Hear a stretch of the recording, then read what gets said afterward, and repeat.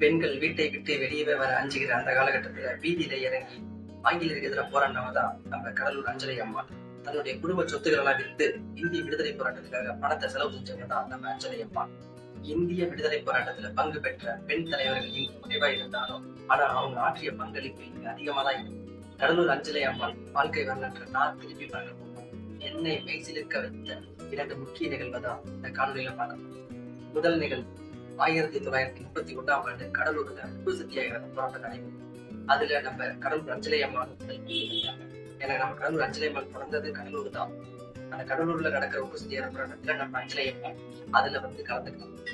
அந்த போராட்டத்துல கலந்துட்டு எல்லாமே ஆங்கிலேயர் கடுமையா தாக்குறாங்க.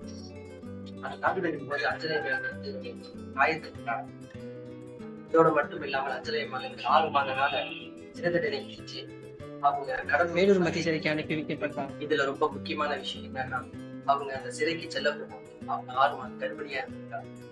கொஞ்ச நாட்கள் கழித்து அவங்க நிறை மாதமா இருக்கப்போ சிறை விடுப்புல வெளியில வந்து ஒரு ஆண் குழந்தையை பெற்றிருக்கிறாங்க. அந்த ஆண் குழந்தையை பெற்ற எடுத்து வெறும் 15 நாள் குழந்தையோட மீண்டும் எஞ்சி இருக்கிற தண்டனையை முடிக்கிறதுக்காக மீண்டும் மீண்டும் சிறைக்கு சென்றாங்க.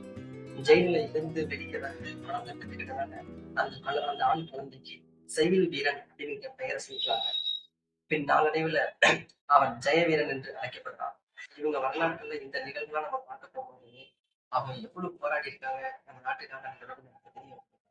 நிகழ்வு 2 1934ஆம் ஆண்டு காந்தியடிகள் என்ன பண்றாங்க, கடலூருக்கு வராங்க. கடலூர் வந்தப்போ காந்தியடிகளுக்கு வந்து அஞ்சலி அம்மாளை சந்திக்கலாம் அப்படின்னு சொல்லி காந்தியடிகள் வந்து ஒரு முயற்சி செய்யறாங்க. ஆனா ஆங்கிலேயர்கள் வந்து காந்தியடிகளுக்கு அஞ்சலை அம்மாளை சந்திக்க தடை விதிச்சுட்டாங்க. இதை தெரிஞ்சுக்கிட்ட அஞ்சலை அம்மாள் ஒரு குதிரை வண்டியில ஏறிக்கிட்டு அந்த பருத்தா இருக்குல்ல அந்த பருத்தாவை அணிஞ்சுக்கிட்டு குதிரை வண்டியில ஏறி காந்தியடிகளை போயிட்டு நேரா போய் சந்திக்கிறாங்க. காந்தியடிகள் உடனே வியப்பாயிட்டாங்க. என்னடா இவ்வளவு துணிச்சலா இந்த பெண் வந்து நம்மள ஆங்கிலேயர்கள் தடை விதித்தும் அதெல்லாம் மீறி ஒரு தடைகளை மீறி நம்மளை பார்க்க வந்திருக்காங்களே அப்படின்னு நினைச்சுக்கிட்டு காந்தியடிகள் மிகவும் ஒரு வியப்பா பார்த்தாங்க. அஞ்சலை அம்மாளின் இந்த தூய்மை பாராட்டி காந்தியடிகள் அஞ்சலை அம்மாளுக்கு தென்னிந்தியாவின் ஜான்சி ராணி அப்படிங்கிற பட்டத்தை கொடுக்குறாங்க. நான் வந்து அஞ்சலை அம்மாள் வாழ்க்கை வரலாற்றை படிச்சு பார்க்க போகும்போது அவங்கள்ட்ட இருந்து நான் எதை கத்துக்கணும் அப்படின்னு நான் பாக்குறேன்னா அவங்களோட தைரியத்தையும் துணிச்சலையும் தான் நான் பாக்குறேன். தென்னிந்தியாவின் ஜான்சி ராணியான கடலூர் அஞ்சலை அம்மாளை பற்றி நீங்க என்ன அப்படிங்கிறத மறக்காம கமெண்ட் செக்ஷன்ல சொல்லிட்டு பாய்.